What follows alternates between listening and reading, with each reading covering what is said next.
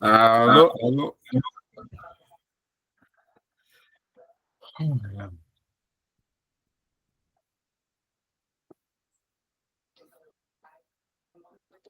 Bonsoir. OK.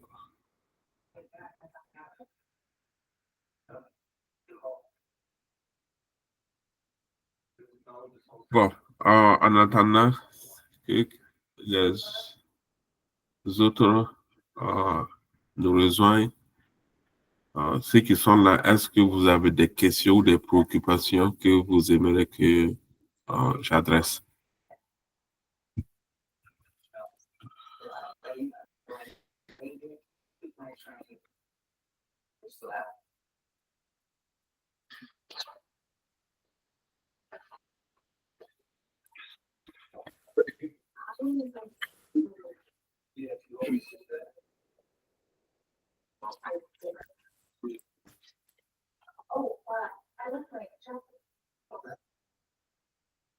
Oui, allez-y.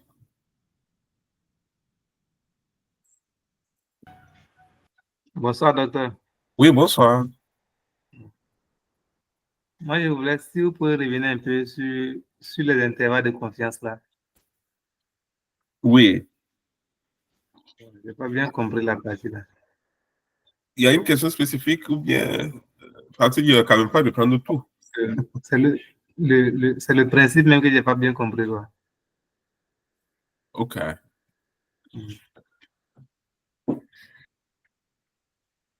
OK.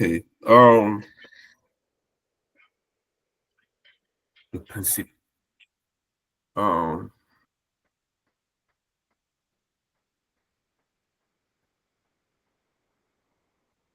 OK. On va revenir sur ça. On va revenir sur ça. OK. Autre question? Enfin, je dis qu'on va revenir sur ça parce que peut-être que ce qu'on va couvrir aujourd'hui là va aider dans ce sens-là.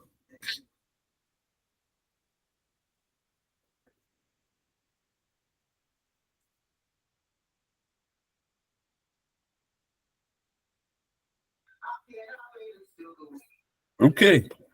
On va commencer.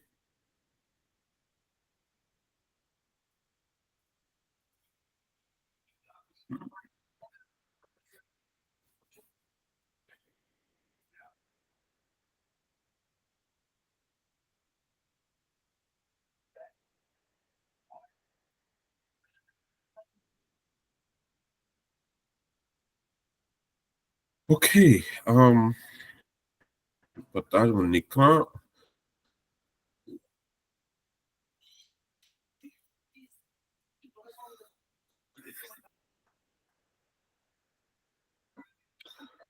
Voilà. Aujourd'hui, je vais utiliser une ressource que j'ai toujours utilisée quand j'enseigne cette partie de cours d'introduction à la statistique.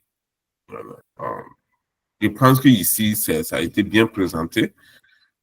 C'est bien avec ça en anglais, mais bon, je vais vous envoyer le lien après. Voilà, voilà. Anglais, si vous cliquez bouton droit, voilà, vous venez quelque part en bas, ça va se traduire en français. Je pense que c'est une bonne traduction. C'est une traduction suffisamment bonne, voilà, pour travailler avec. Okay. Donc, pourquoi la distribution normale euh, est si importante? Plusieurs éléments. Hein. C'est une distribution qui est mathématiquement facile à manipuler. Ça, c'est un. Et deux, il se trouve que dans la vie réelle, beaucoup de phénomènes suivent cette distribution-là. Il y a beaucoup d'éléments suivent cette distribution. Par exemple, quand vous... les notes de classe, voilà, si vous avez un nombre suffisamment large d'élèves, voilà, vous faites votre devoir. Vraisemblablement, les notes là vont suivre la distribution normale, c'est-à-dire une distribution où... Quelle veut dire la distribution normale? En fait, c'est une distribution qui est symétrique, voilà, des valeurs extrêmes, faibles, que ce soit en bas ou bien bon, en bas, que ce soit à gauche ou à droite. Voilà. Quand vous regardez un devoir, quand vous faites un devoir, supposons que vous avez une cinquantaine d'élèves, vous faites un devoir, vous allez voir que la majorité des notes là se concentrent autour de quelque part. Voilà. Si vous êtes le genre de professeur méchant, entre guillemets, où la plus forte note là même ne dépasse pas 12, voilà, vous allez voir que la plupart des notes là, peut-être vont tourner autour de 7, voilà, l'intervalle 6, 8 comme ça. Voilà. La plupart des notes vont tourner autour de ça. Voilà. Ensuite, de moins en moins de personnes vont avoir des notes au-delà de, disons, au-delà de 8. Voilà. Et peut-être c'est une ou deux personnes qui auront 11, 12 comme ça. Voilà. Et quand vous regardez à gauche, ça sera pareil. La plupart des gens vont avoir une note au moins 6. Voilà. Quelques individus vont avoir des 5, des 4. Voilà. Et un nombre faible va avoir des 1 et des 2. Voilà. Donc, c'est symétrique autour de ce que nous appelons la moyenne. Donc, quand vous prenez des individus, vous prenez, voilà, ces mêmes élèves dont vous avez là. Voilà, si vous avez une cinquantaine d'élèves, voilà, vous prenez les tailles, vous mesurez les tailles. Voilà, si vous, voilà, vous allez voir que les tailles là vont se représenter comme une distribution normale, c'est-à-dire la plupart des élèves là vont avoir des tailles concentrées quelque part autour de la moyenne. Voilà, il y aura des élèves exceptionnellement grands. Voilà, des tailles. Voilà, ce sont des cas isolés, cas rares. Voilà. Et il y a des élèves qui seront exceptionnellement courts, voilà, cas isolés, cas rares. Voilà. Mais la majorité là va tourner autour d'une note moyenne. Voilà. Ça, c'est si vous prenez les tailles. Si vous prenez les poids, vraisemblablement, vous allez voir un truc de ce genre. Euh, euh, quand vous regardez même la voiture, la voiture, bon, les camions, là, les camions qui, voilà, vous payez un camion de sable, voilà, quand les gars viennent verser, voilà, vous allez voir que l'essentiel va être au milieu et voilà, et puis ça va descendre et puis aux extrémités là, ça sera petit. Voilà. Donc ça sera comme voilà, une forme en cloche, hein, si vous voyez. Bon, dans la nature, la loi normale, là, on trouve ça un peu partout. Voilà. Et en probabilité, une distribution, c'est toute fonction. Toute fonction. Je sais que vous êtes beaucoup plus de mathématiciens ici.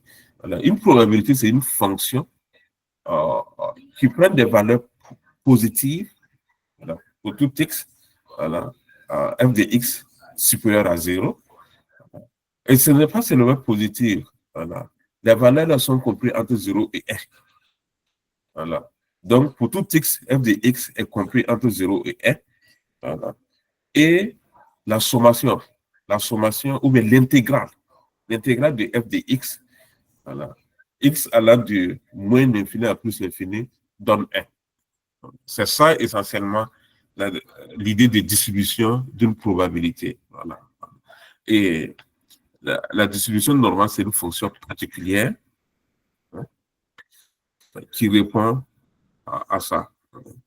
Ok, ça c'est beaucoup de généralités. On va aller doucement. Ok, donc, quand vous tracez un histogramme, voilà, prenons par exemple, j'espère que vous savez tracer un histogramme. Voilà, ça c'était le premier ou deuxième chapitre. Quand vous prenez par exemple les tailles d'individus, vous voulez tracer un histogramme, vous allez, voilà, constituer des intervalles. Voilà. Vous allez considérer des intervalles et pour chaque intervalle, vous allez compter le nombre d'éléments qui sont dans cet intervalle. Voilà. Et c'est ça. Voilà. Supposons par exemple que ça, ce sont des tailles. Bon, je ne sais pas. Euh, ou bien, bon, prenons. Voilà. Ça, c'est le temps mis en minutes pour arriver quelque part. Voilà. Bon. De 40 à 45. Voilà. On a de 40 à 50. Voilà. On a peut-être 4 personnes qui prennent ce temps. Voilà. De 50 à 60, on a 5 individus. On a compté 5 individus. C'est ce que ces trucs-là veulent dire. Voilà. On a de 60 à 70. Voilà. Peut-être on a, comme disons, 7 individus, 7 observations. Voilà. Ainsi de suite. Voilà. Si vous ne comprenez pas le concept d'histogramme, bon, vous ne savez pas faire ça, ça sera compliqué. OK? Si quelqu'un a toujours des inquiétudes par rapport à ça, voilà, s'il vous plaît, il faut lever la main, il faut poser une question.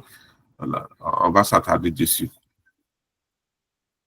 Donc, voilà, on peut avoir des histogrammes qui se présentent de cette manière où, bon,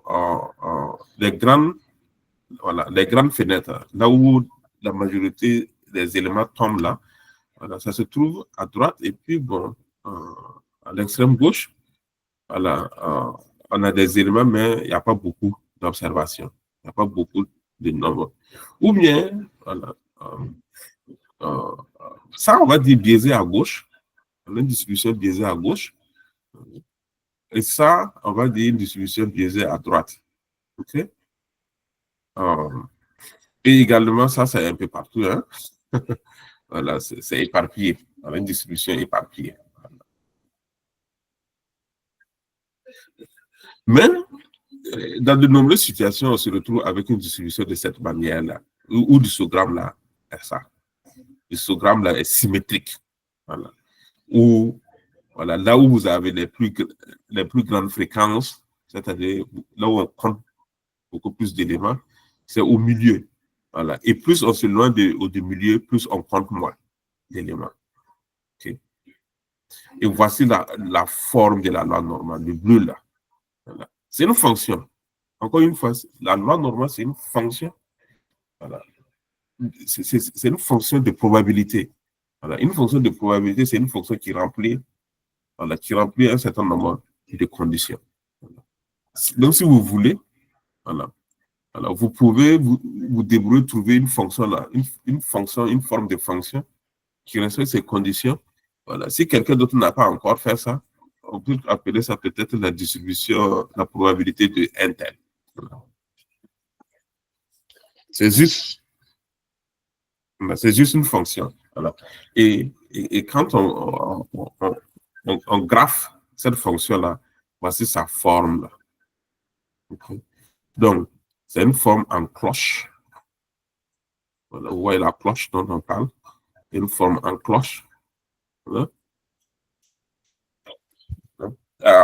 Donc, vous voyez que quand vous venez déposer votre sabre avec le camion, là, voilà, si on pouvait couper, rentrer au milieu, voilà, on monte au milieu, voilà, on coupe pour vous permettre de regarder, voilà, ça fera ce format-là, en cloche. Ou plus de sable au milieu, aux extrémités, là, bon, okay. Bon, quand vous déposez votre sable et que les enfants viennent s'amuser, voilà, ce milieu-là va diminuer et puis l'extrémité là va augmenter parce qu'ils vont évacuer votre sable. Okay.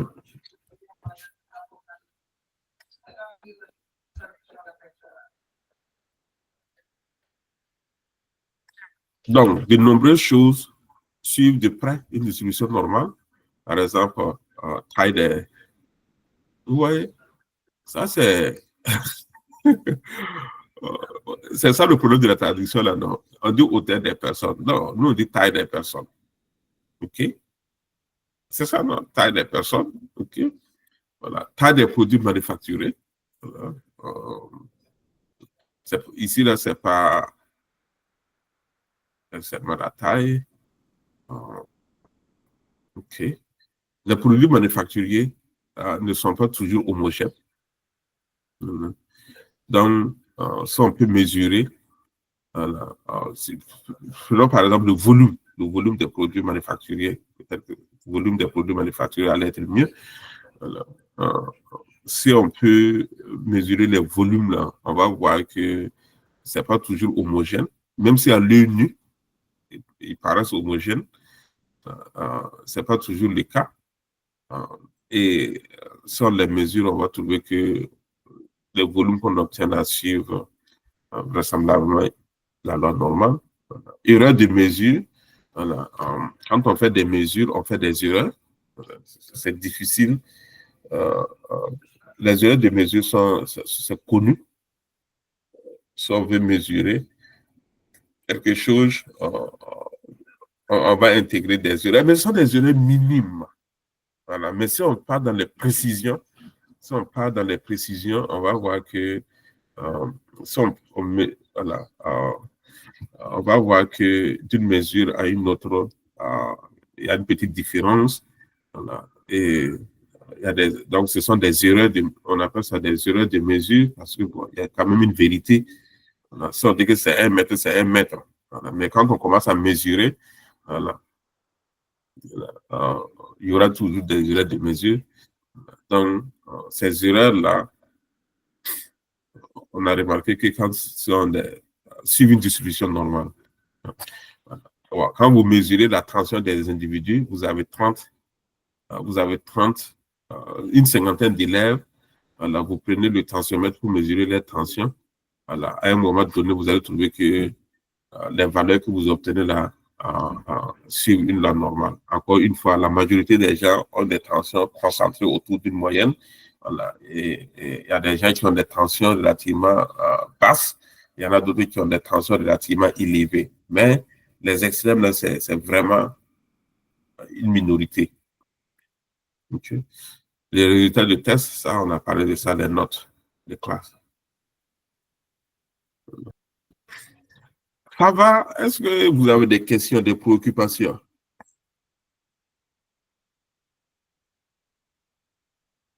Ou bien ça, ce sont des notions déjà maîtrisées totalement?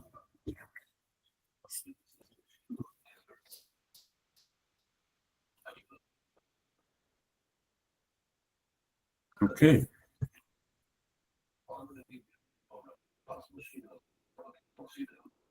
Si quelqu'un parle, moi, je n'entends pas parce que vous êtes tous sur mute apparemment. Allô? Oui. Bonsoir. Oui, bonsoir. Et j'aimerais revenir sur la dernière session là. OK. Par rapport au nombre d'itérations, c'est-à-dire au nombre d'échantillons pour le bootstrap là. Vous avez dit que c'est au moins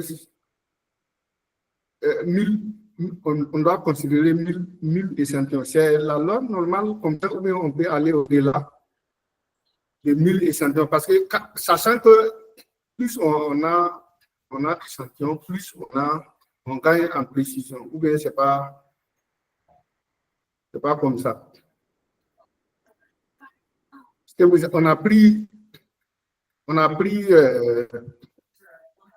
dans notre cas là, on a utilisé 10 échantillons pour l'exemple qu'on a simulé. Mais vous avez dit que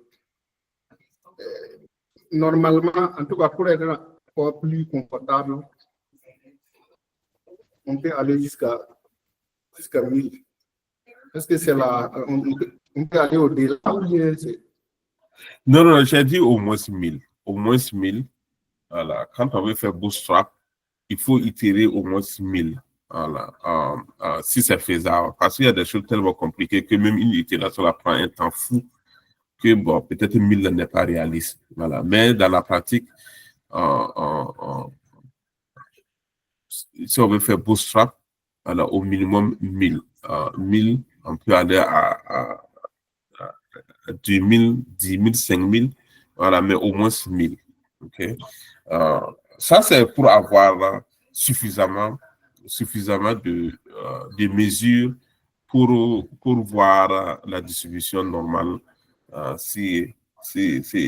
Voilà, pour voir la distribution normale si elle est là. Ça dit que C'est un peu lié. C'est un peu lié. c'est vraiment Parce que si moi. si vous ne prenez pas assez, voilà, bon, si vous faites le graphe, vous risquez de ne pas percevoir la distribution.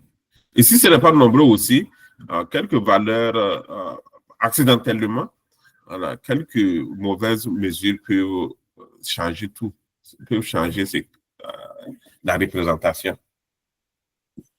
Mais quand c'est suffisamment large, voilà, voilà, ça vous permet de voir ce qui est fréquent, comparé à ce qui n'est pas fréquent. Ce qui est fréquent, c'est ce qui est, en général, ce qui tourne autour du milieu. C'est bon? Autre question. Le N doit être supérieur à 30. Le N supérieur à 30 est souhaitable, préférable. Voilà. Quand N n'est pas, quand N est faible,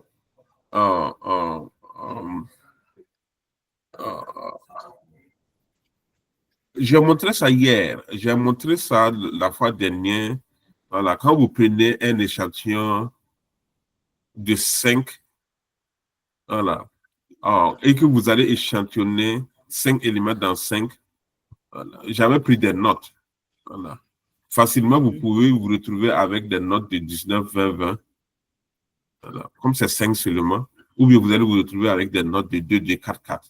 Donc, ces genres de situations-là seront trop fréquents. Voilà, quand N est trop faible. Voilà. Mais quand petit N est large, voilà, vous aurez rarement des échantillons complètement qui basculent d'un côté. Très, très rarement. Vous n'allez pas avoir, si vous avez une trentaine de notes, voilà, éparpillées, voilà, voilà, bien éparpillées entre peut-être 1 et 20, voilà, vous aurez rarement un échantillon de 30 où pratiquement tout est 20-20. Très rarement. Si c'est jusqu'à une trentaine, très rarement. Mais si c'est 5, voilà, même si c'est un seul 20, comme c'est tirage avec remise, il peut se trouver que les 5 éléments que vous avez tirés là, tous les 5 là, c'est 20-20. Voilà. Donc, ces cas-là sont relativement plus probables quand vous avez un très faible. Voilà. Et en ce moment, vous avez des échantillons qui ne veulent rien dire par rapport à la population. Voilà. Voilà. Si vous avez une population de 5 valeurs, 1, 3, 10, 17, 20, voilà.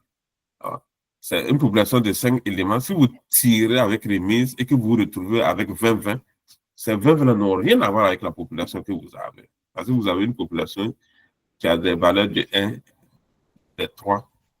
Mais bon, comme c'est un échantillon très limité, est-ce que je me fais comprendre? Oui, oui. En fait, moi, mon problème là, c'est-à-dire, le préalable là, en fait, c'est la représentativité de l'échantillon. Il y a la représentativité, ça doit être représentatif, mais quand l'échantillon est trop petit également, même si l'échantillon est représentatif, voilà, le réchantillonnage là, il y a beaucoup de cas ne seront pas représentatifs. Beaucoup voilà. Si vous avez 5 éléments représentatifs de la population et que vous voulez tirer 5 dans 5, voilà, une seule valeur peut venir 5 fois dans un échantillon. Est-ce qu'on se suit? Oui. Voilà. Mais si vous devez tirer 30 fois, voilà, 30 dans 30, c'est très, très probable que c'est une seule valeur que vous allez tirer 30 fois de façon répétée. Est-ce qu'on se suit? Voilà. Voilà. Donc, pour que les échantillons que vous tirez de manière répétée là, aient une chance d'être relativement représentatif de la population, il faut quand même que cet échantillon-là soit relativement large. C'est ça. Maintenant, que veut dire large? Bon, d'aucuns disent que 30, c'est raisonnablement bon. C'est pas une valeur figée. Mais bon, en général, on dit que 30 est raisonnablement bon. OK. Ok. C'est bon. Mhm.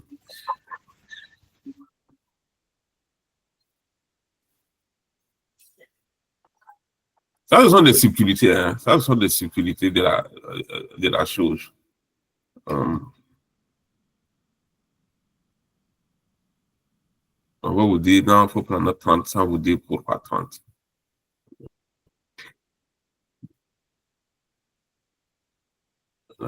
30, c'est pas, à part, autour de 30, c'est relativement bon.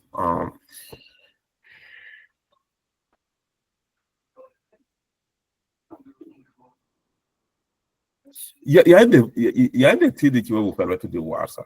Il y a un des TD qui va vous permettre de voir ça.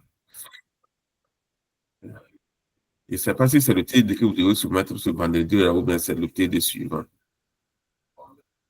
Ou bien ça reste à venir. Okay. All right. La loi normale a des propriétés au rang desquelles la moyenne, la médiane et le mode se trouvent être les mêmes éléments. Okay?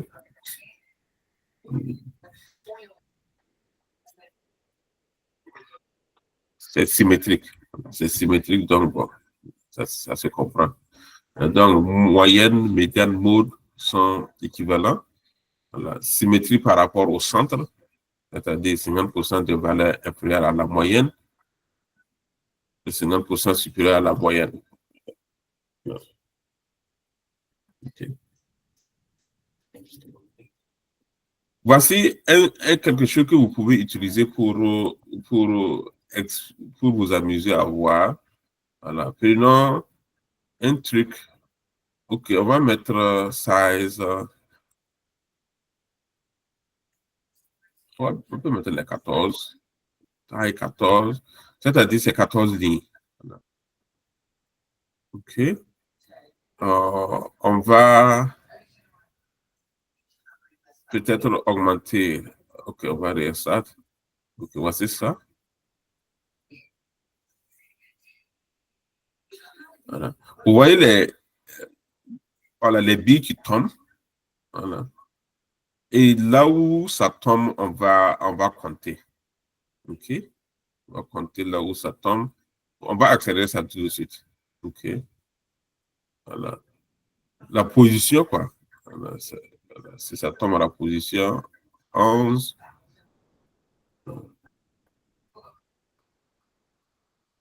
ça c'est ça c'est position 0, position 1, position 2, position 3, jusqu'à position 15. La dépendant de là où la bille tombe, on compte. OK? On va compter là où. Voilà. Donc, à présent, il y a 5 qui sont tombés à la position 7. Vous voyez qu'un semblant de normalité commence à se dégager. On va accélérer. Voici des billes qui tombent de manière aléatoire. Voilà. Personne n'impose là où ces billes-là doivent tomber. Voilà. Mais bon, voilà. Là où ils tombent, on ajoute 1. Chaque fois que ça tombe à 7, on ajoute 1. Chaque fois que ça tombe à 0, on ajoute 1. Chaque fois que ça tombe à 1, on ajoute 1. Voilà. Et on va voir.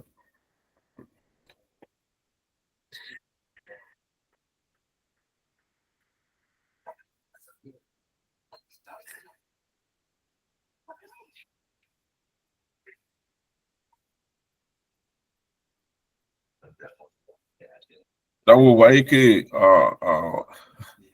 pratiquement tout tombe vers le milieu ou bien autour du milieu.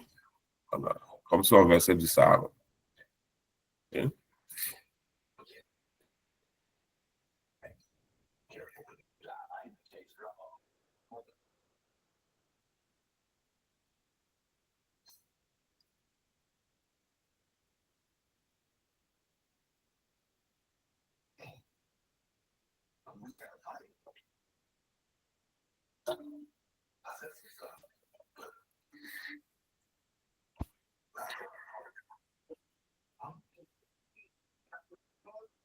Si nous restons ici suffisamment longtemps, c'est clair que ça sera une distribution, voilà, ça sera une distribution normale parfaite.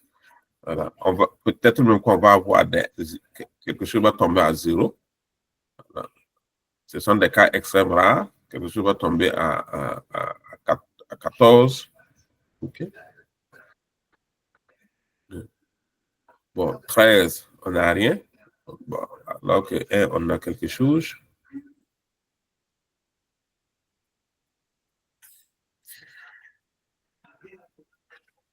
Est-ce que vous comprenez ce qui se passe?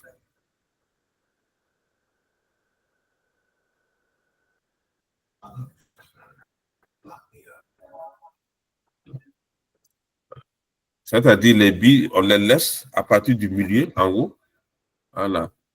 Et ça va suivre son chemin avec des rebondissements jusqu'à aller tomber quelque part. Voilà. Mais il se trouve que la plupart la tombent au milieu, quelques rares éléments tombent aux extrêmes. Okay?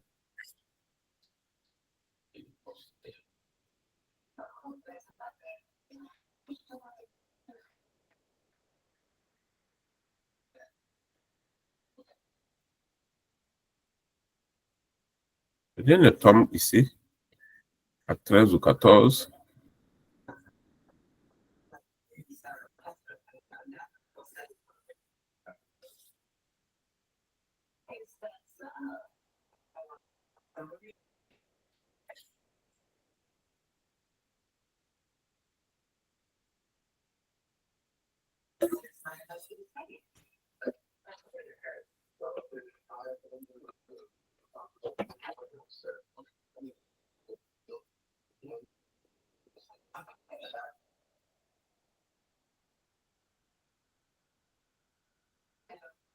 Donc, à 1000, on va arrêter.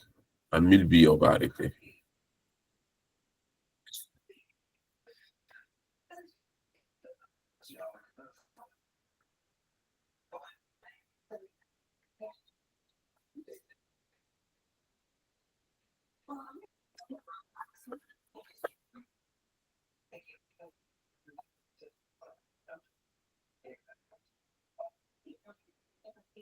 OK.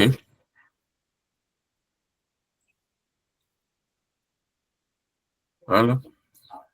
Donc, c'est plus ou moins symétrique. Ouais. Voilà. Donc, en fait, ici, l'idée, c'est de vous montrer que voilà, c'est un phénomène. Voilà. Les billes qui tombent au milieu. Voilà. Vous voyez comment, et là où ça tombe, on ajoute un seulement. Et voilà, on se retrouve avec une distribution normale. Voilà. J'avais vu un exemple même qui disait que, j'avais vu un exemple, même les portes là, les portes, voilà, une porte que les gens tirent régulièrement, sortir, rentrer. Voilà. Quand vous regardez autour de la porte là, ça va se salir ou bien ça va se, comment on appelle ça? En tout cas, ça va se changer, cette partie de la porte là, là où les gens touchent régulièrement là. Ça va se changer d'une certaine manière là. Quand vous regardez, vous allez voir l'image de la loi normale là-bas.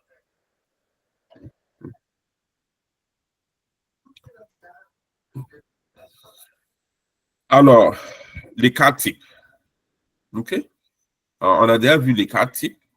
Voilà. Comme la loi normale est symétrique. Symétrique, la moyenne est au milieu. Voilà. Il se trouve que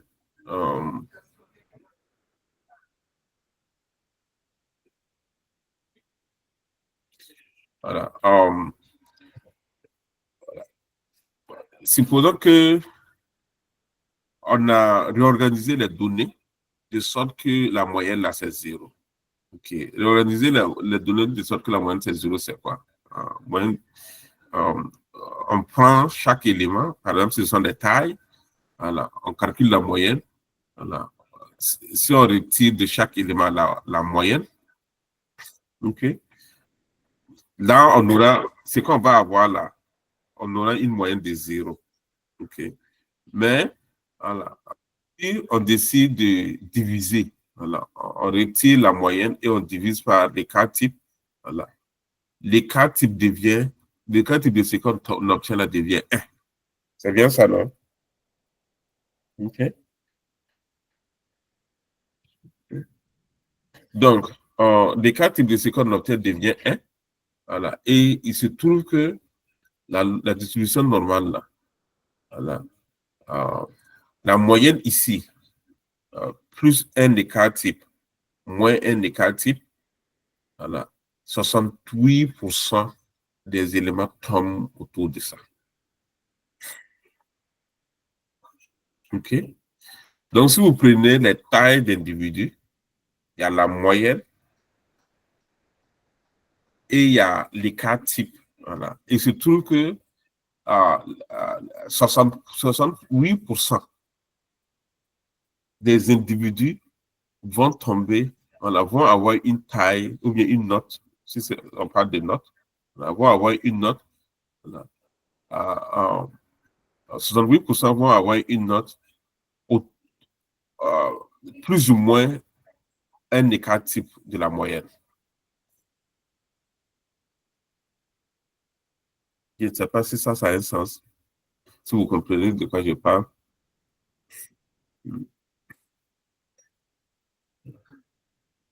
Okay.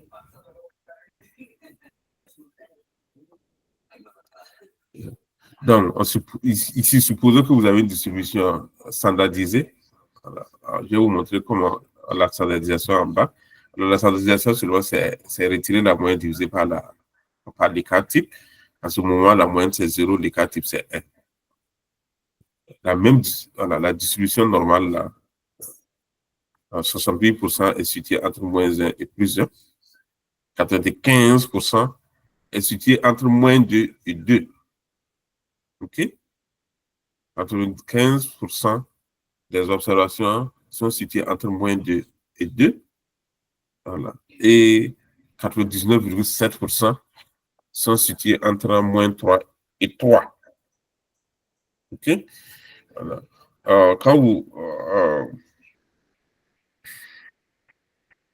ça, il faut voir... c'est un là. Il faut voir un écart type, 2 écarts types, 3 écarts types. Il faut penser comme ça. Voilà, si c'est plus simple pour vous. Donc, vous calculez la moyenne, voilà, plus 1 écart type, plus 2 écarts types, voilà, plus 3 écarts types. Donc, la moyenne, plus 1 écart type, moins 1 écart type. L'intervalle, cet intervalle-là, voilà, c'est 68%. Et 2 écarts types, l'intervalle de 2 écarts types, c'est 95%. OK? Quelqu'un avait posé la question par rapport à voilà, l'intervalle de confiance, 95%. Voilà. Quand vous calculez vos valeurs, là, voilà, et vous les passez dans un histogramme, voilà, ces valeurs-là vont suivre une distribution normale. OK? Donc, 95% seront situés entre 2 écarts types de la moyenne. OK? Voilà. Maintenant, quelle est la valeur qui est ici? Bon. Si on standardise, on aura moins 2 et plus 2. Voilà. Mais quand vous calculez, vous ne standardisez pas. Ça va prendre une valeur. Voilà. Et c'est ça que vous allez avoir comme, voilà, côté gauche de votre intervalle, côté droit de votre intervalle. Une autre manière de voir ça aussi, c'est simplement ordonner les valeurs. On les ordonne simplement. Voilà, on ne va pas les organiser comme un histogramme. Voilà. Et on prend les 80. Voilà, quelle est la frontière? Quelles sont les frontières des 95% au milieu? Voilà. Au milieu.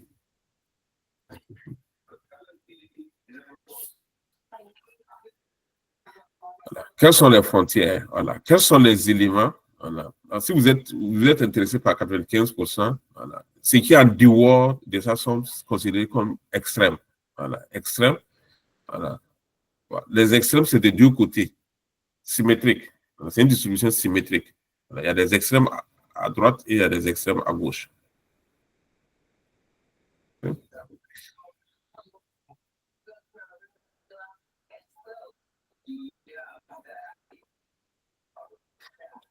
Monsieur Ouedraogo, ça répond un peu à votre question?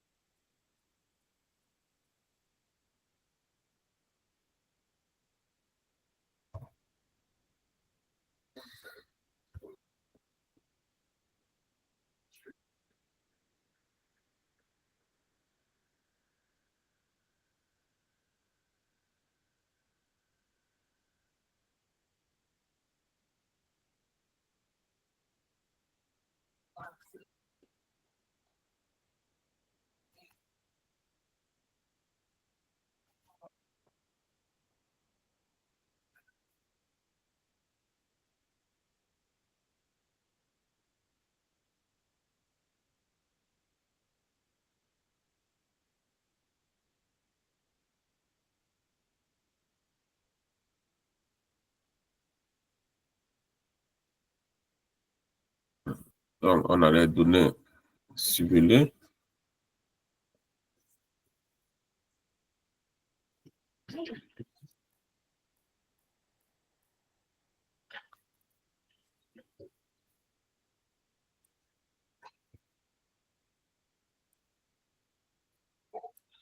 Ici, on va fabriquer des données, des notes.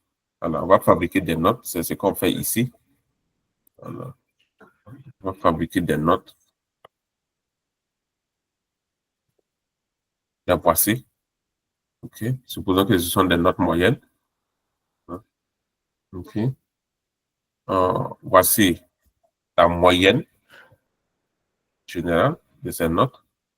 Et voici les quartiers de ces notes. OK? Voilà. Maintenant, ça, c'est notre échantillon. Voilà. C'est-à-dire, considérez que vous avez une vingtaine, 25 élèves dans votre classe. Voilà. Et que vous voulez voir comment voilà, la distribution. Ça, c'est pas bien dit. OK, supposons que voilà, vous avez plusieurs élèves, c'est pas, voilà, mais voilà, vous avez voilà, la note de 25 élèves voilà, que vous voulez utiliser pour voir voilà, avec un certain degré de certitude voilà, la note moyenne. OK?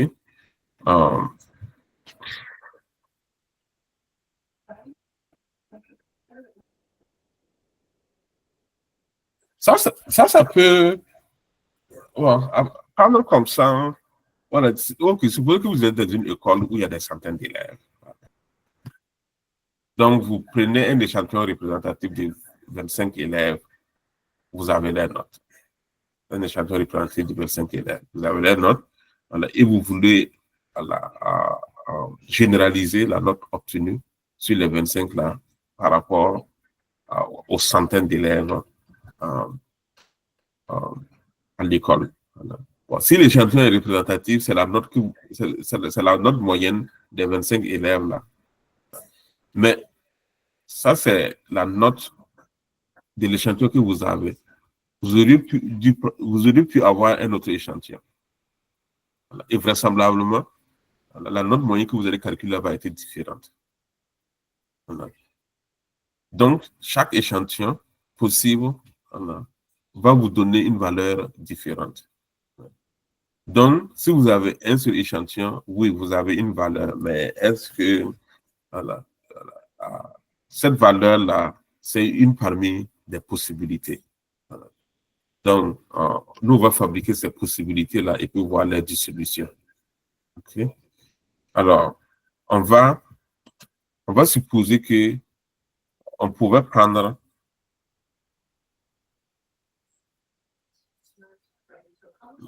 donc le n c'est 25. Voilà. On va échantillonner 1000 fois et on va voir ce que ça donne. OK?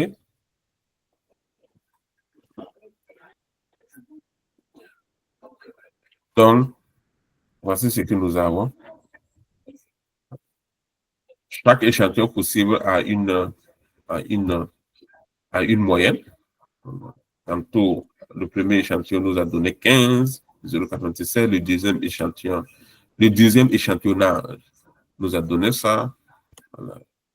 Troisième, ainsi de suite. Okay. Donc, nous pouvons visualiser ça. Okay? Voilà. Vous voyez que la moyenne des moyennes, pas la moyenne des moyennes, la distribution des moyennes, vous voyez que ça suit la plupart voilà, des échantillons, la majorité des échantillons qu'on prend vont avoir une moyenne autour de ça. Je ne sais pas, disons entre 14, 80 et 15. Voilà. La distribution est symétrique. Rarement, un échantillon va nous donner une moyenne de 7. Voilà. Rarement, un échantillon va nous donner une moyenne de, je ne sais pas, inférieure à 13. Maintenant, voilà, la loi normale nous dit que 68% tombent entre, voilà, sont autour de la moyenne de n négatif. Je ne sais pas si je suis en train de bien m'exprimer. Voilà. Voilà. Si la moyenne est ici, voilà, n négatif probablement vers là, voilà, et un autre négatif à gauche probablement vers là, donc peut-être que ça là c'est 68%. Okay? 95%, c'est deux écarts types. Okay? Et c'est ça, la frontière de deux écarts types là, c'est ça qui donne l'intervalle de confiance. La frontière, quelle est la, voilà, où est-ce que les deux écarts types là tombent? Okay? On va présenter, voici là où la moyenne tombe. Okay. Je vais pas exécuter ça. Je vais mettre les 95%.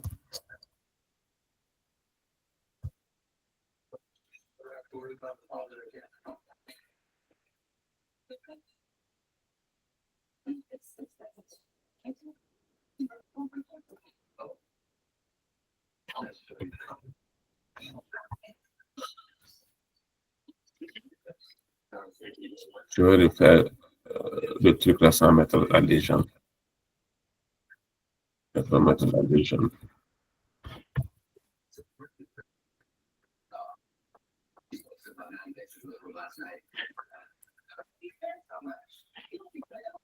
OK.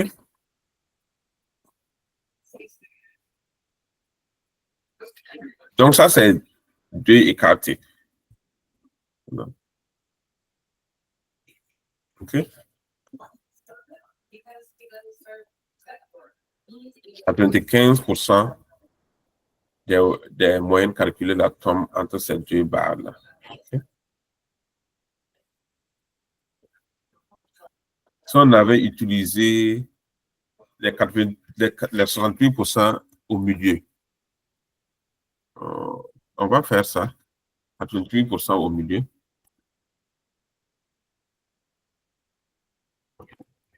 Pour vous permettre de voir.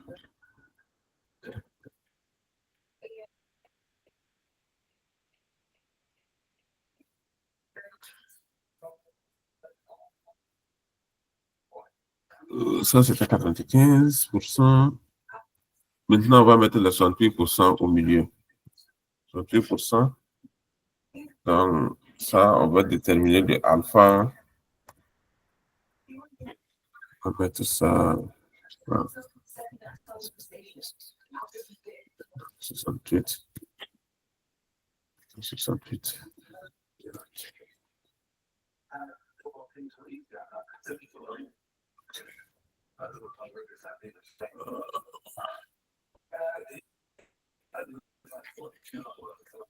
On va ajouter ça.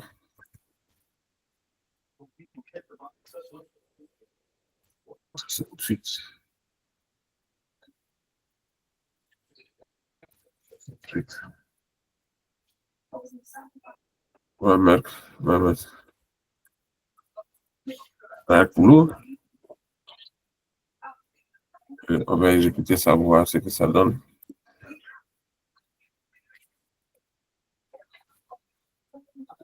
Les bleus là, c'est le milieu. Voilà. C'est un écart type autour de la moyenne. Voilà. Ça là, c'est le marron là, c'est 2 écarts types autour de la moyenne. 2 écarts types autour de la moyenne, ça veut dire que c'est 15%. Quelqu'un d'autre va expliquer, on va voir. Peut-être que moi, je veux que quelqu'un d'autre explique. Quelqu'un va essayer.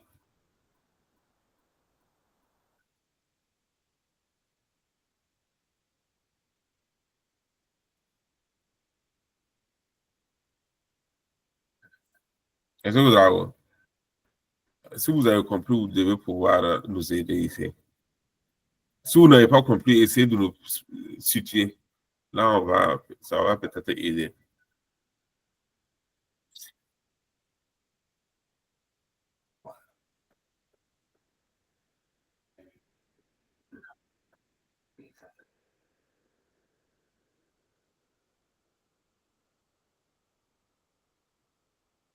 Si vous parlez, vous êtes sur le mute.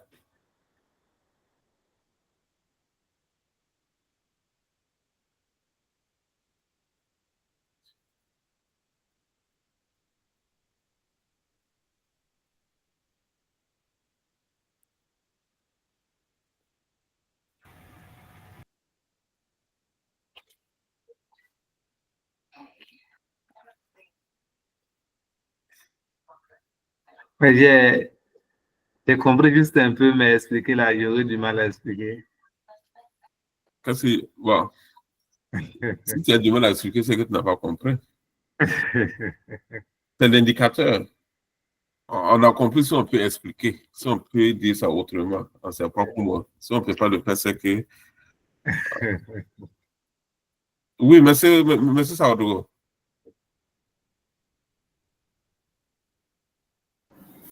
Allez-y. Allô, vous m'entendez? Oui. Bonsoir à tout le monde. Je crois que synthétiquement, on peut dire que quand on prend une loi normale, alors 68% des valeurs vont être comprises entre la moyenne moins un écart type et la moyenne plus un écart type. Ça, c'est bien dit. Et quand on prend aussi cette loi normale-là,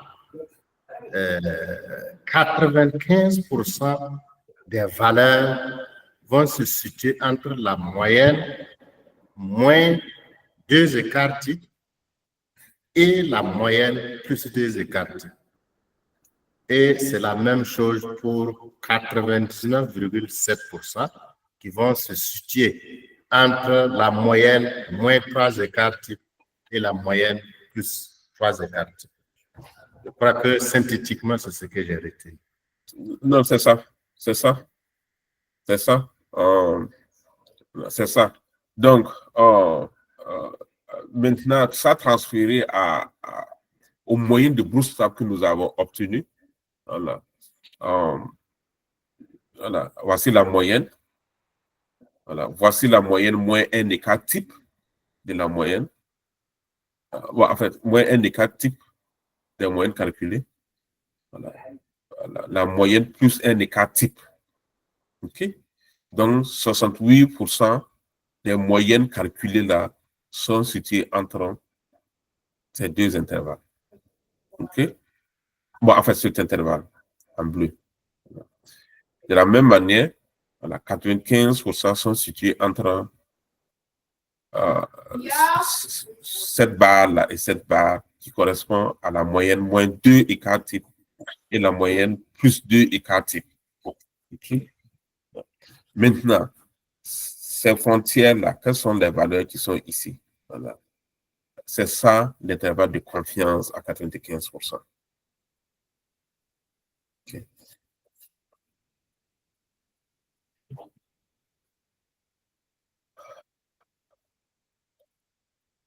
OK, on va prendre une petite pause de 5 minutes et puis revenir terminer cette partie. Tout à l'heure, on va reprendre à 5.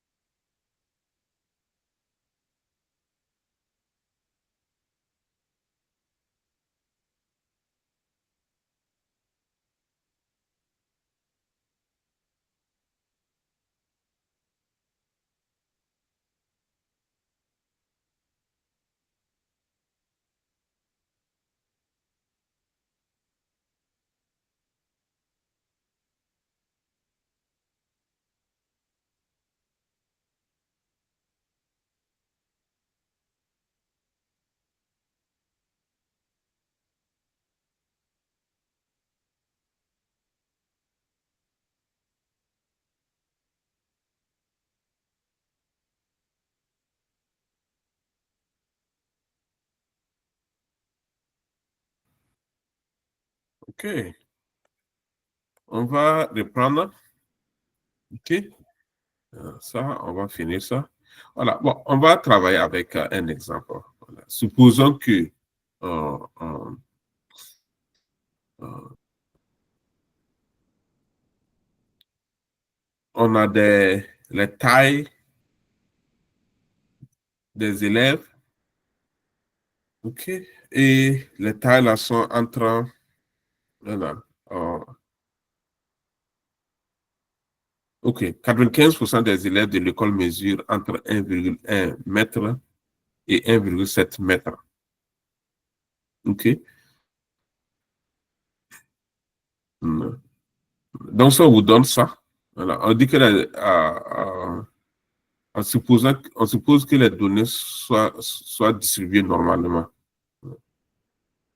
Euh,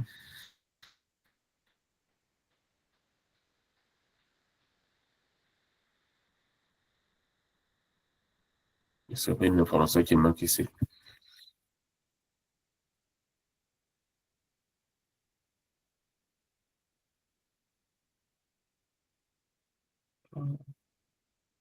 Peut-être mesure entre 1,1 mètre et 1,7 mètre autour de la moyenne.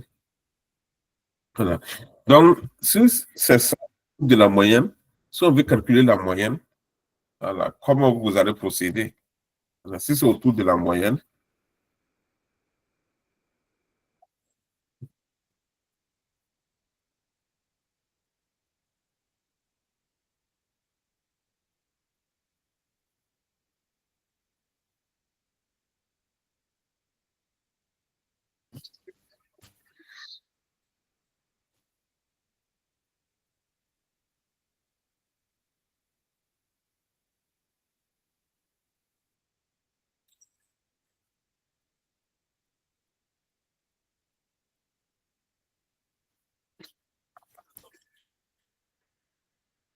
ok, oui, oui, allez-y.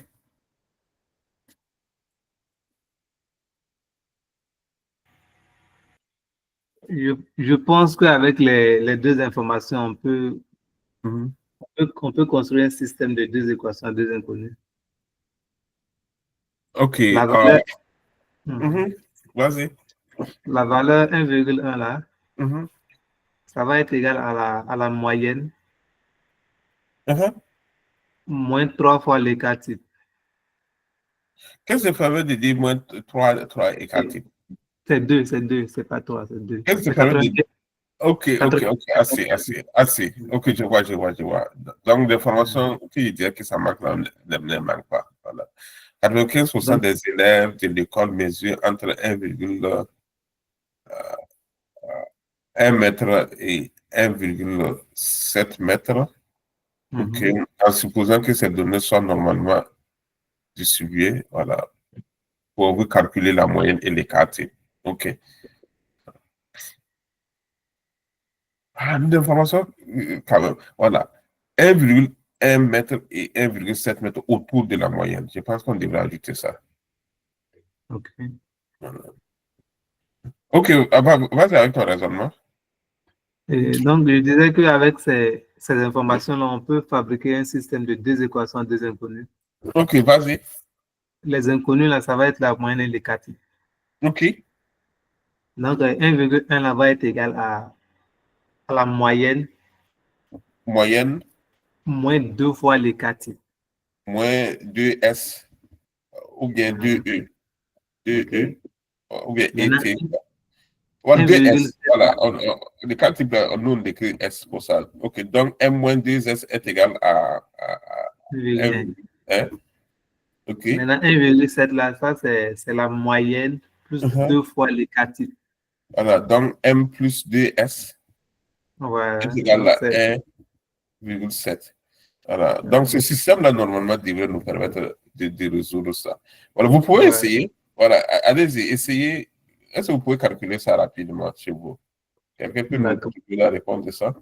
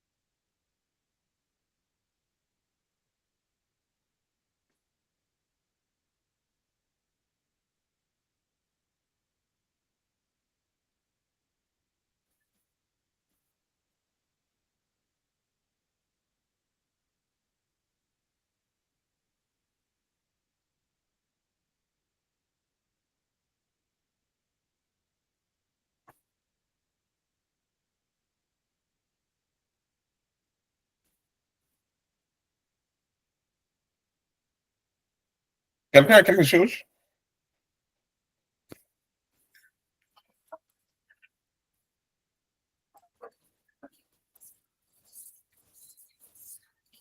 La moyenne M est égale à quoi? Le système, c'est M moins 2S est égal à 1,1 et M plus 2 fois S est égal à 1,7. C'est ça le système. Deux équations, deux inconnues. OK?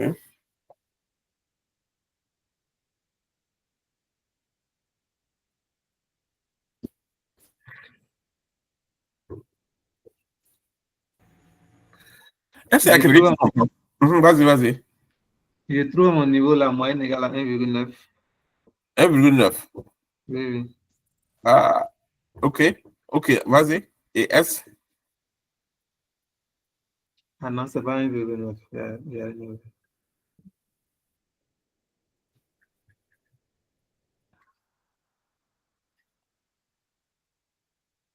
S est égal à combien?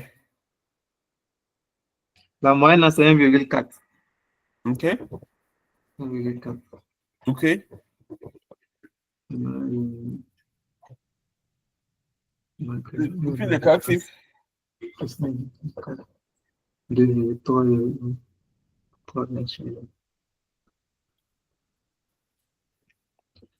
1,55. 1,55. Hmm. On dirait que les gens ne savent pas calculer. OK, dis-moi comment tu as trouvé ça. Comment tu as trouvé? Il y a 1 moins 2S égale à 1,1. OK, attends. Supposons que c'est 1,55. C'est ça? C'est ce que tu as dit? Les quatre types là, non? Oui. C'est ça? Oui, 1,55. 1,55. Et la moyenne, c'est 1,4. Hmm. 1,4 plus. 1,4 plus. Bon, OK, 2 fois 1,5, ça donne 3. C'est ça? Oui. Parce que 1,7 est supposé être la moyenne plus 2 fois l'écart type. Et la moyenne, c'est 1,4. Donc, si 2 fois écart type, c'est 3, tu auras 1,4 plus 3. Ça te donne 4,4 alors que tu as 1,7. Donc, les 1,55 là n'a pas de sens ici. On se suit? Mhm.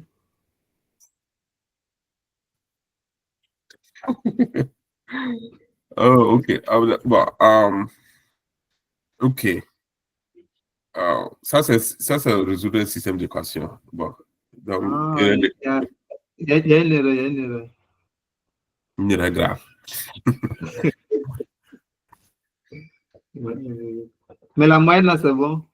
La moyenne, c'est 1,4. Ok. C'est 0,0. OK, on va faire ça ensemble. 0,3 divisé par 2. Voilà. Les Donc, deux c'est équations, 0,15. 0,15. OK. Ça, c'est bon. 0,15. OK. OK, ça, c'est bon. OK. Voilà. OK, quand on regarde, la moyenne, là, la moyenne est à mi-chemin. C'est ça, non? La moyenne est au milieu. C'est ça. Donc, au lieu de faire un système, voilà, le système va nous donner la même chose. Voilà, on pourrait simplement dire, hey, la moyenne est à mi-chemin entre 1,1 et 1,7. Donc, on va faire la somme des deux divisé par 2. Mais si on considère également ton système, attendez, je vais voir si.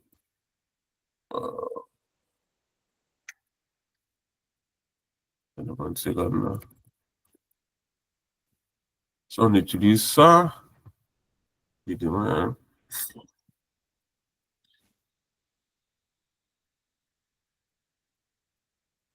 OK.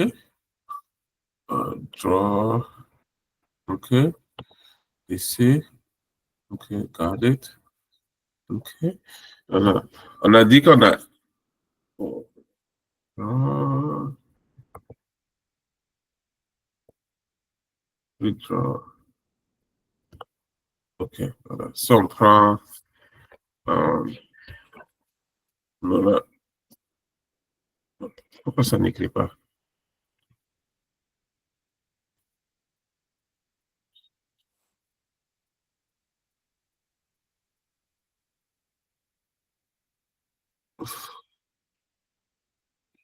OK.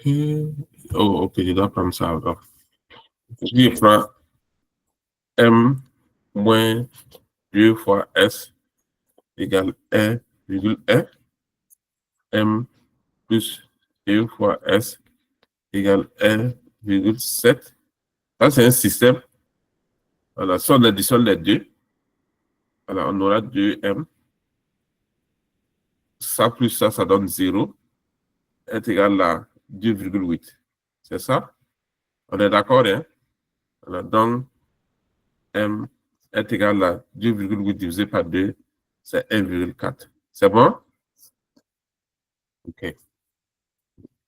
Donc, une fois qu'on a M est égal à 1,4, voilà. Donc, on peut facilement tirer S, alors ici. On peut tirer S ici. Voilà, 2S est égal à 1,7 moins 1,4 qui est égal à 0,3. Ça, c'est 2S. Donc, S est égal à 0,15. OK? Donc, pour la moyenne, on n'avait pas besoin du système. Voilà. Donc, à ce moment, comme la moyenne est à mi-chemin, donc, on va dire que la moyenne est entre, c'est la moyenne de ces deux-là. Ça plus ça divisé par 2. C'est exactement voilà, ce qu'on a ici. Okay. Maintenant, une fois on sait que voilà, ça, c'est M plus 2S. Voilà, donc, on peut tirer S. C'est bien ça. OK? OK. Alors,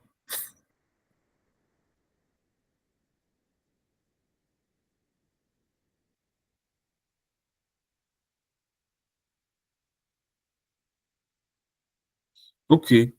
Le nombre d'écarts type par rapport à la moyenne est également appelé score standard, sigma, score Z. Voilà. Bon, on dit de vous habituer à ces termes. OK. OK. Voilà. On dit que dans cette même école, un de vos amis mesure 1,85 mètres. Voilà. On veut le positionner par rapport au nombre d'écarts types.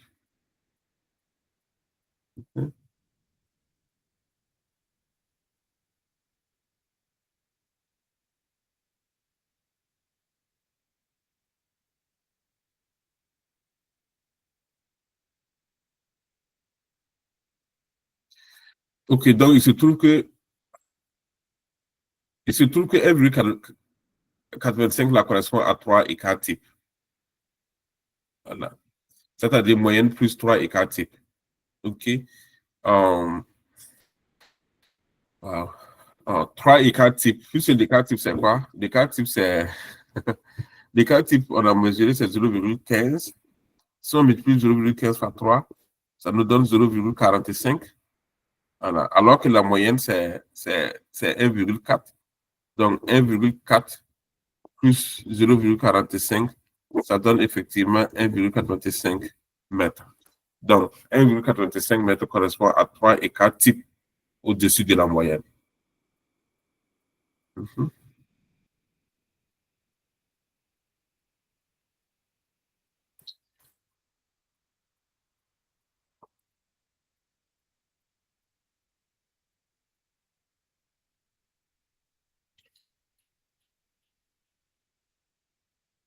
Donc, pour calculer à combien d'écarts types une valeur se situe au-dessus ou bien au-dessus ou bien en deçà de la moyenne, il suffit simplement de faire la différence entre cette valeur-là et puis la moyenne, et puis vous divisez par l'écart type. C'est ça. Ou bien, si vous voulez savoir à combien d'écarts types une valeur se situe, voilà, par rapport à la moyenne, vous faites la différence entre cette valeur-là et la moyenne, et puis vous divisez par l'écart type. Donc, vous allez avoir le nombre d'écarts types. C'est ça, non?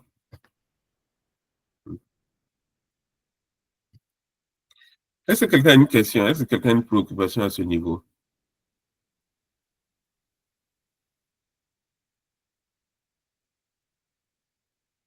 Ok, on va voir. L'avantage de la loi normale, c'est que nous connaissons ça, cette figure-là, nous connaissons ça par cœur. Voilà. On sait que la moyenne, c'est 0. La loi normale standardisée, c'est 0. On sait que 68% des éléments de la distribution se situent entre plus ou moins l'écart type. 95% se situent entre plus ou moins deux écarts types. Et 99,7% se situent entre plus ou moins trois écarts types. On connaît ça. On a mémorisé ça. Voilà. Maintenant, quand vous prenez des valeurs régulières, vous n'avez pas ça. Vous n'avez pas, OK, si la moyenne c'est 1100, comme le cas ici, voilà. Un écart type là se situe à quel niveau? C'est pas toujours évident. Donc, voilà, on peut, voilà, si vous connaissez des écarts types, voilà, on réfléchit facilement en convertissant les valeurs comme ça, voilà, à la loi normale standardisée. Et comment ça se fait? Voilà. Voilà. Pour chaque valeur, on retire la moyenne et puis on divise par l'écart type. Là, en ce moment, on a converti cette distribution-là, distribution de valeurs-là, en loi normale, voilà, que nous savons facilement interpréter. OK? Par exemple, si vous avez la note de vos élèves, la note des élèves, voilà, vous convertissez ça en distribution standardisée, c'est-à-dire vous retirez la moyenne, vous divisez par l'écart type. Voilà.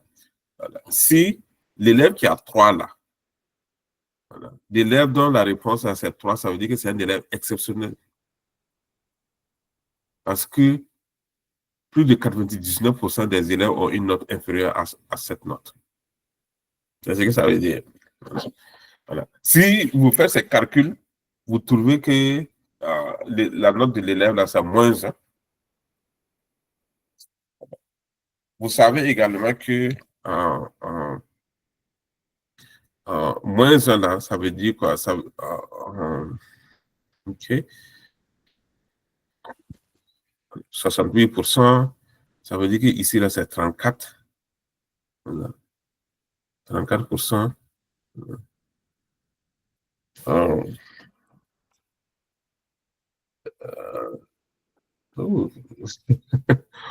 Oh. On peut interpréter. OK. Si l'élève tombe à moins 1, OK. Ça veut dire qu'on a 50% plus 34%. Donc, ça veut dire que 50% plus 34, ça veut dire que 84% des élèves ont une note supérieure à la note de l'élève. Qui me suit? Moitié droite, là, c'est 50%. Voilà. On sait que tout ça, là, c'est 64. Moins 1 à plus, c'est 64. Voilà. Donc, ça veut dire quoi? 0 à moins 1, là, c'est 34. Puisque c'est par symétrie. Par symétrie, c'est 68. Donc, ça veut dire que l'autre côté, là, c'est 34. Voilà. Et comme tout le côté droit, c'est 50, alors 50 plus ça,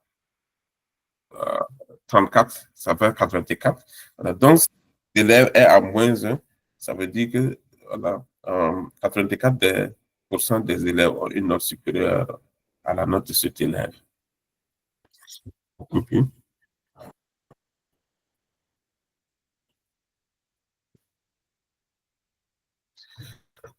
Donc, on peut prendre n'importe quelle distribution normale et puis la convertir en distribution normale standard.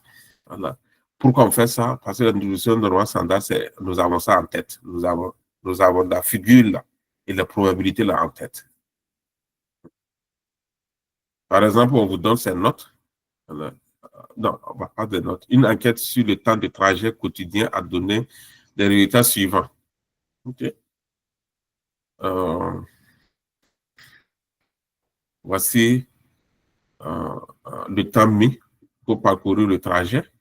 Voilà. Donc, supposons que vous, voilà, chaque matin, le temps que vous mettez pour aller au boulot, là, vous avez pris, voilà, vous avez pris 1 mois pour enregistrer le temps que vous mettez. Supposons ça, un truc comme ça. Voilà. Donc, il y a des variations. Voilà. Il y a des jours, voilà, la circulation est fluide, il y a des jours, c'est truc. Voilà. Mais vous voulez collecter des notes, des données pour avoir une idée, voilà, de la moyenne du temps que vous mettez, voilà, et puis les cas types. Voilà. Par exemple, là, si quelqu'un vous demande, ou bien si vous êtes à la maison, vous voulez dire à quelqu'un au boulot, hey, je serai là, voilà, bon, j'anticipe que je vais faire 25 minutes, plus ou moins 3 minutes. Si les cas types là, c'est 3. Donc, voilà. Voici une utilisation possible. Bon, voyons. Voici, pour ce gars, voici le temps qu'il a mis. Voilà, il a enregistré. Et il se trouve que la moyenne, là, c'est 38 minutes. Et les cas types, c'est 11,4 minutes. OK. Donc, vous pouvez manuellement faire cette conversion-là. Hein? Voilà. Alors, vous pouvez manuellement convertir ces temps en absolu là, en format standardisé.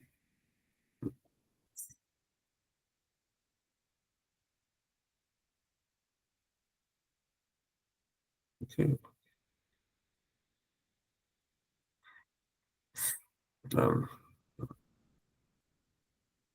Pour faire ça, voilà, il suffit simplement de chaque note, vous retirez la moyenne, vous divisez par les cas types et vous avez le nombre de cas types.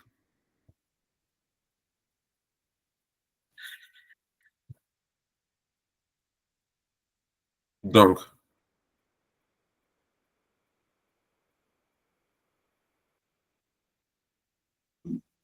ça c'est quoi ça? 4, 8, 6, 16, 27, 38. Est-ce qu'il y a 4,6 dans les valeurs?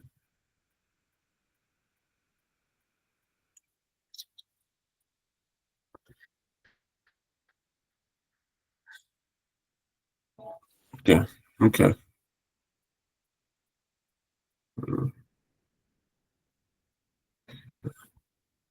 OK, voici ces valeurs-là en format standardisé. Voilà, voilà. Le 38 là devient 38,8. C'est le milieu, ça correspond à 0. Voilà. Donc, à partir de là, voilà, un écart type correspond à 50 minutes. 2 écarts types correspondent à 68 minutes. 3 écarts types correspondent à 73, ainsi de suite. Donc, en fait, pour la langue normale, si vous avez la moyenne, vous avez l'écart type, vous avez tout. Essentiellement, c'est ça. Si vous avez, pour une distribution normale, si vous avez la moyenne, vous avez l'écart type, vous avez tout. Parce que tout peut se calculer.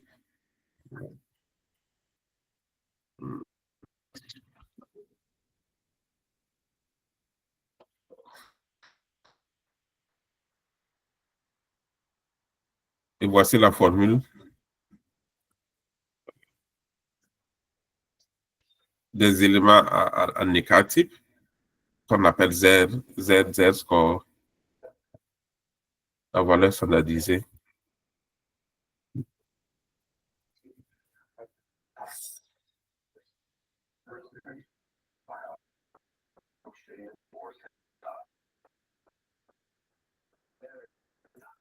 Pourquoi standardiser? Cela peut nous aider à prendre des décisions concernant nos données. OK? C'est un exemple ici. Voilà. Aux États-Unis,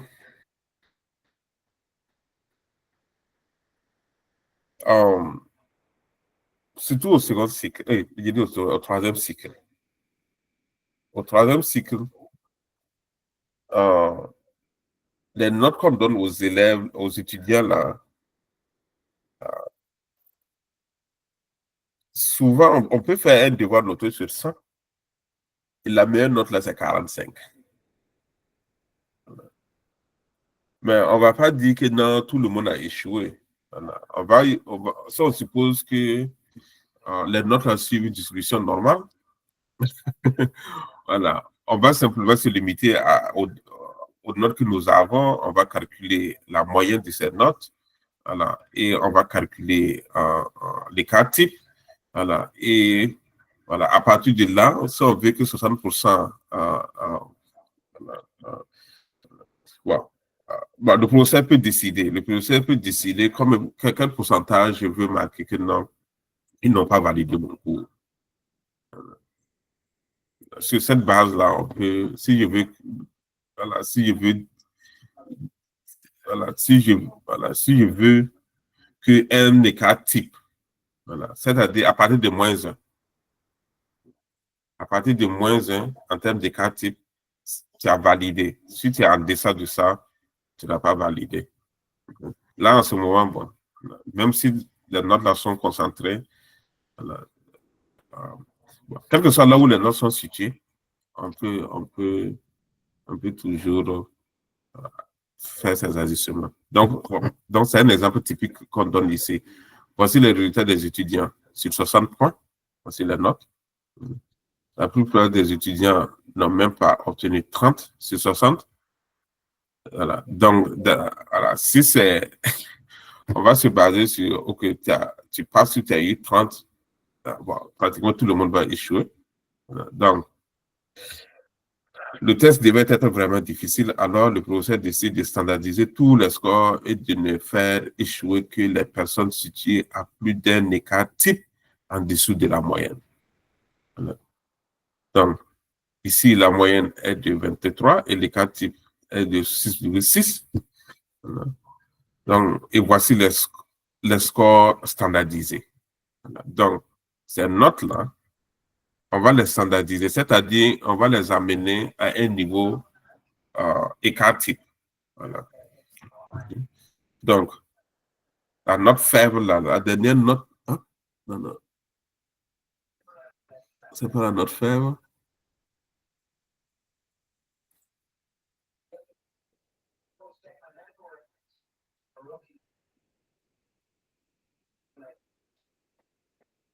Un, 2, 3, 4, 5, 6, 7, 8, 9, 10, 11. Ça, c'est 11 notes. 2, 3, 4, 5, 6, 7, 9, 10, 11. OK? Voilà.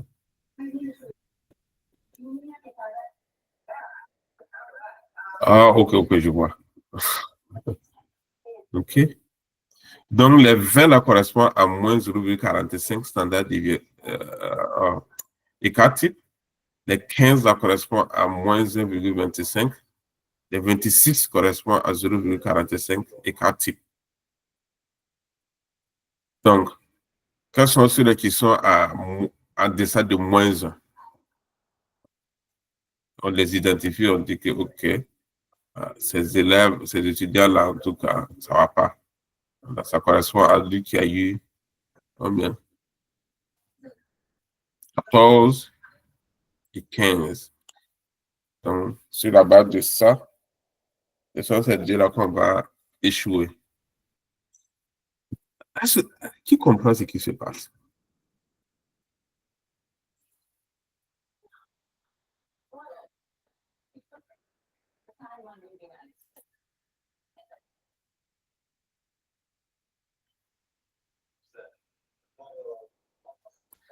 Voilà. En résumé, cet exemple-là dit ceci. À la note, voilà.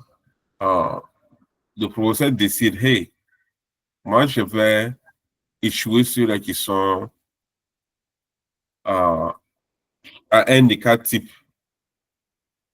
Voilà. Ceux-là qui ont une note inférieure à un écart type, moins la moyenne. La moyenne moins un écart type. Voilà. C'est-à-dire, voilà, quand quelqu'un dit ça, ça veut dire qu'il va échouer simplement 16% des élèves.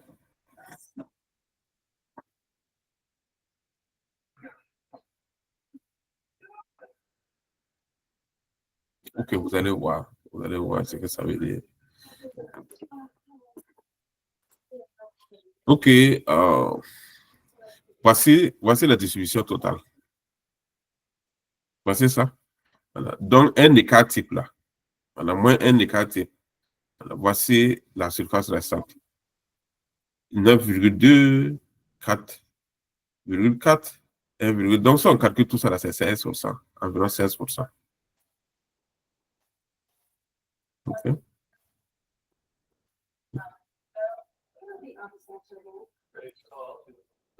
Côté droit, 50%, côté gauche, 50%. Voilà, donc, voilà. Et, voilà. Si ça c'est 50%, côté droit là, c'est 50%. Voilà. Cet intervalle et puis cet intervalle là, c'est 15 plus 19, ça donne quoi? 15 plus 19, ça donne 34. OK? 34 plus 50, ça donne 84. Voilà. Le total là, c'est 100%. Donc, si on enlève tout ça là, 100 moins 84, il va rester 16. Donc, tout ça là, c'est 16. Parce que ce n'est pas rapide. Hein.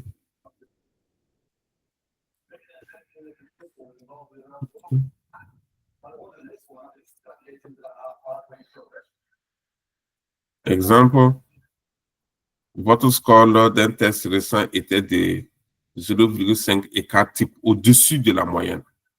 OK. Dire que votre score est 0,5 écart type au-dessus de la moyenne. Combien de personnes ont obtenu un score inférieur au vôtre? Je vais vous donner un peu de temps pour réfléchir et expliquer ce résultat-là.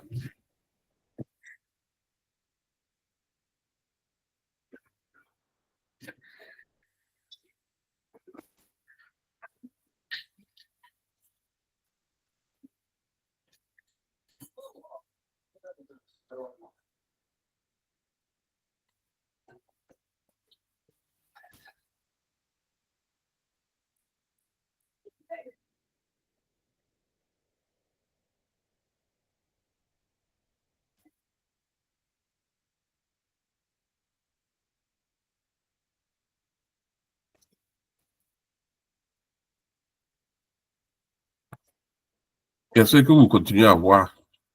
OK. Vous allez voir l'ensemble.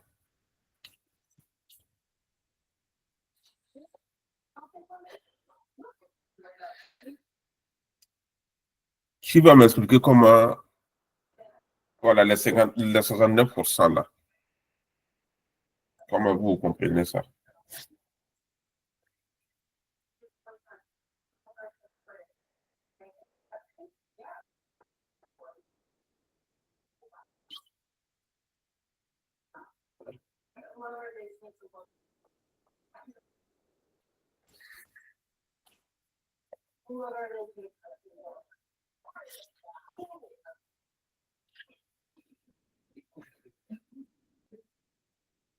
Oui? Vas-y. Je vais tenter d'expliquer. Puisque à partir de 0, la moyenne étant 0, tout ce qui est inférieur à 0, là, on a 50%. Parfait. Et supérieur à 0, on a 50% également. Maintenant, on dit que on est à 0,5 écart type. Donc, on va chercher où se trouve 0,5 là. Ici. On voit qu'entre 0 et 0,5 là, ça représente 19,1%. Donc, on va prendre ça pour ajouter à ceux qui sont derrière. Et ça veut dire tous ceux-là sont ont obtenu un score inférieur à ma note, c'est ça. C'est ça. Donc, voilà, c'est 69. OK. Supposons maintenant que à lieu et place de 0,5 là, on avait mis 1,50. Voilà. Votre score lors d'un test récent était de 1,50 écart type au-dessus de la moyenne. 1,5 écart type au-dessus de la moyenne. Combien de personnes ont obtenu un score inférieur au vôtre? Donc, on remplace 0,50 par 1,50. Alors, si c'est le cas, on va toujours considérer, avant 0, là, on a 50. Maintenant, de 0 jusqu'à 1,5, là, on va additionner les proportions. C'est 19,1% plus 15% plus 9,2%. Donc, on va prendre tout ça, additionner aux 50%. Je n'ai pas la tête facile pour additionner ça. OK, on va avoir 34 plus 9, ça donne 34. OK, ça plus ça donne 34. 34 plus 9, ça donne 43. C'est ça? 43,3. 43,3. OK. Voilà. Plus donc, les 50. Okay, donc, ça donne 93,3. Voilà. Donc, ça veut dire que si l'élève a 1,5 standard, écart type au-dessus de la moyenne, ça veut dire que 93, c'est ça, non? On a dit 93,3% des élèves ont une note inférieure ou égale à sa note.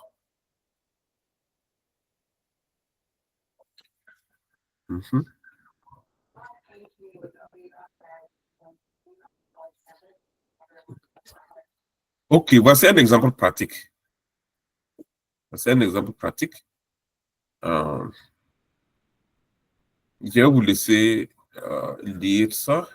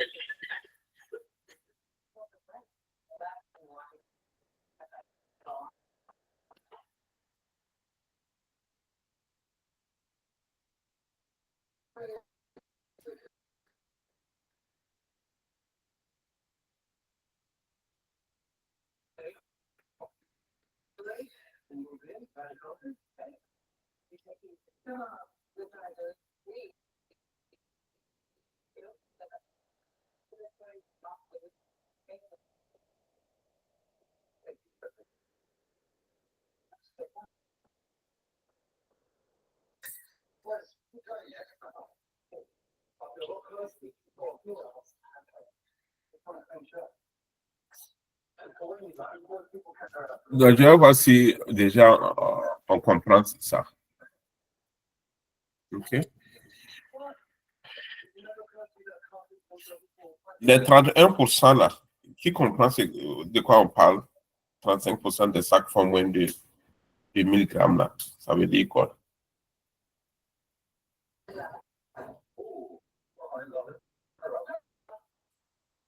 Comment on a obtenu ça?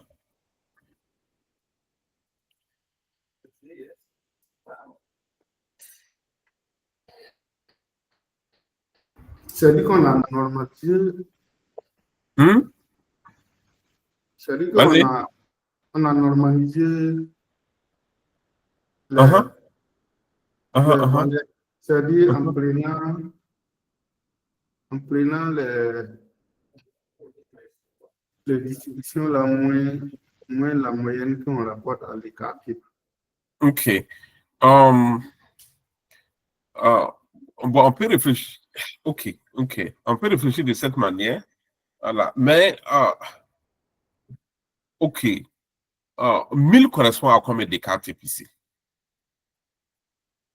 1000 correspond à combien d'écart type ici? Non. 1000 correspond à combien d'écart type en deçà de la moyenne? La moyenne, c'est 1010. C'est moins 1 écart type. Est-ce que c'est moins 1? Et l'écart type, là, c'est 20. Hein? 1000 correspond à... C'est vrai. Plus de 1010, si on enlève un écart type de 1010, ça donne 990. Ouais, c'est vrai. En fait, 1000 là, correspond à 0,5 écart type. Exact. Voilà. Puisque 10 c'est 0,5 écart type, c'est 0,5 multiplié par 20. Donc, en fait, voilà, les 1000 là correspondent à moins 0,5 écart type. Et moins 0,5 écart type, voici ça. Donc, on aura 50 plus 19, ça donne 71. Ah, non. 69. C'est ça, 69. C'est ça, non? Tout ça, là, c'est 50 plus 19. 50 plus 19, ça donne 69. Donc, tout ce qui est à gauche, là, c'est 31. C'est de là que 31% là vient. Donc, 31% sont en deçà de moins 0,50 écart type.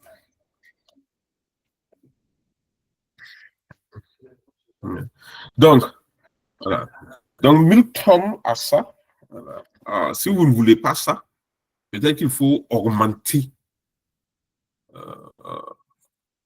la quantité de chaque sac. Donc, c'est un phénomène aléatoire. Nous ne pouvons donc pas empêcher les sacs d'avoir moins de 1000 grammes, mais nous pouvons essayer de les réduire considérablement. Ajustons la machine pour que 1000 grammes soit à moins 3 écarts type.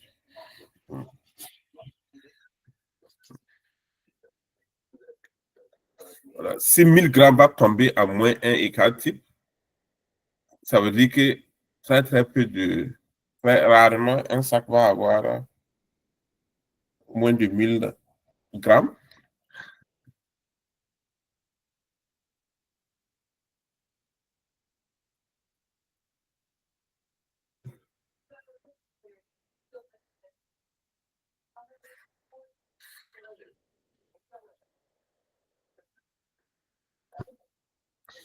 Moi, je vais vous donner le temps de lire cet exemple-là. Je vais vous donner le temps de lire ça, essayer de comprendre. Voilà. Au prochain cours, je vais demander à quelqu'un de nous expliquer ça.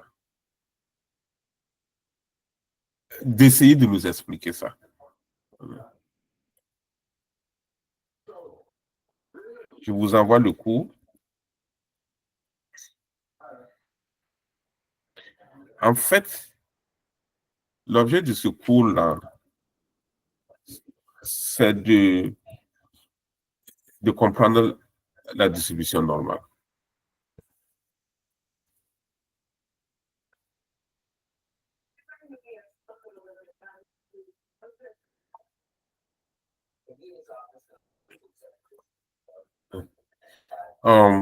Après ça, voilà, on va évoquer un peu le théorème de limite centrale.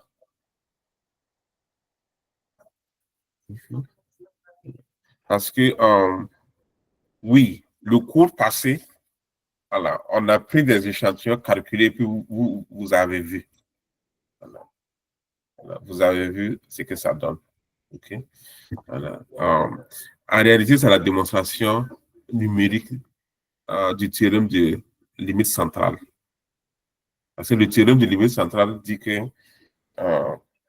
lorsque vous prenez des échantillons, vous calculez les moyennes, voilà. Les moyennes que vous calculez là, voilà, sur une loi normale, dont la moyenne est égale à la moyenne de la population, c'est-à-dire la moyenne des moyennes.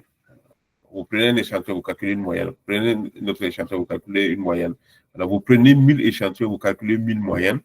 Voilà. Ces 1000 moyennes-là, vous pouvez calculer la moyenne de ces 1000 moyennes.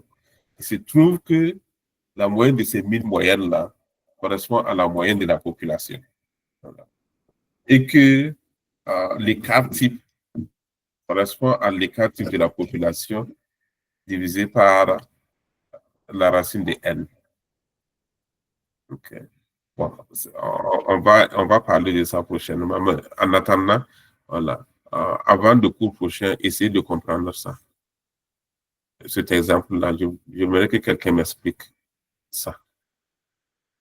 OK? On va s'arrêter là pour aujourd'hui.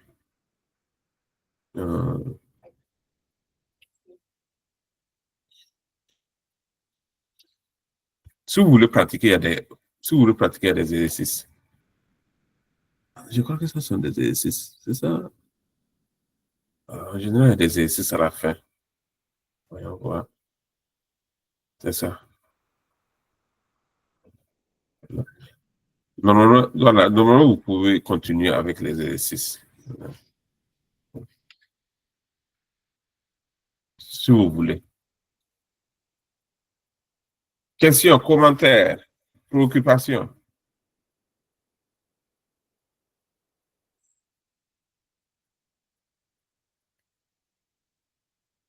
Ouais, en tout cas, je vais vous conseiller de... Ouais, le cours passé, le cours d'aujourd'hui, là, voilà, et le cours qui va venir, là, il faut lutter avec ça. Il faut lutter bien avec ça pour vous assurer que vous êtes à l'aise avec ce dont on parle. Parce que beaucoup de ce que vous faites en statistique, voilà, beaucoup de ce que vous faites en statistique, là, repose sur ces éléments-là. La distribution normale. Voilà. Beaucoup de ce que nous faisons en statistique repose sur la distribution normale. Et pourquoi ça se repose sur la distribution normale? Parce que beaucoup de ce que nous faisons en statistique, c'est l'inférence statistique. Alors, on veut partir d'un échantillon pour généraliser. Voilà. Partir d'un échantillon pour généraliser, se repose sur ce que nous sommes en train de faire là.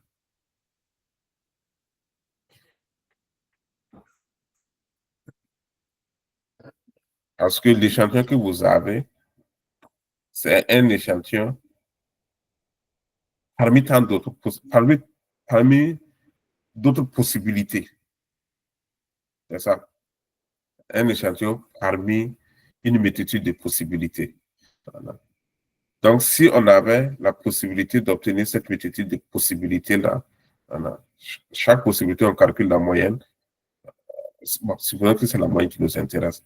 Pour chaque possibilité, on calcule la moyenne. On voit que la moyenne là va suivre une loi normale.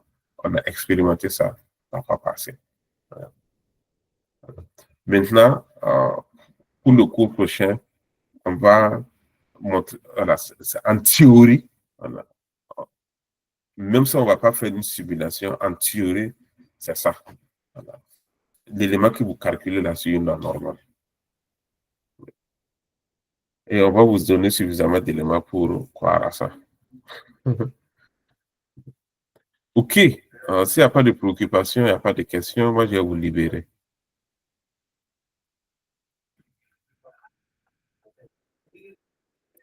J'ai partagé ça avec vous dans le groupe.